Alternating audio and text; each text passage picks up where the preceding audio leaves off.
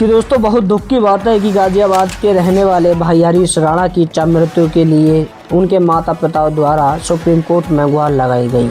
Supreme court ने इच्छा मृत्यु को परमिशन भी दे दी गई और उनकी इच्छा मृत्यु को परमिशन देते हुए डॉक्टरों द्वारा आज उनको मृत घोषित कर दिया गया है।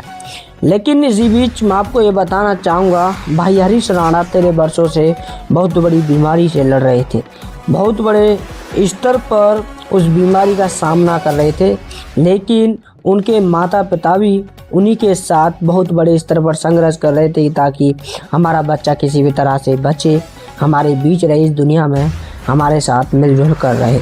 लेकिन वह इस कोशिश में नाकाम रहे और उनके माता पिताओं ने हिम्मत हार कर सुप्रीम कोर्ट में गुहार लगाई कि उन्हें इच्छा मृत्यु की परमिशन दी जाए, क्योंकि दिल्ली के अंदर और हरियाणा के अंदर जितनी भी उनके पास प्रॉपर्टी थी, सारी की सारी प्रॉपर्टी बिक गई।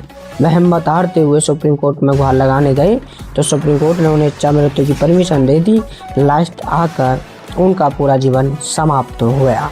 तो दोस्तों, ये एक हमारे जीवन के लिए कहानी भी बन सकती है, बहुत बड़े स्तर पर सीख भी बन सकती है।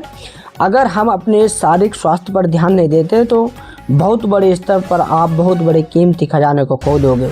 और आप भी जानते हो, लेकिन मेरी विचारधारा के अनुसार इस ब्रह्मांड के अंदर सबसे कीमती खजाना हमारा शारीरिक स्वास्थ्य है, मानव जाति का शारीरिक स्वास्थ्य है। इसलिए शारीरिक स्वास्थ्य पर ध्यान देते हुए अपने लक्ष्य पर फोकस करें।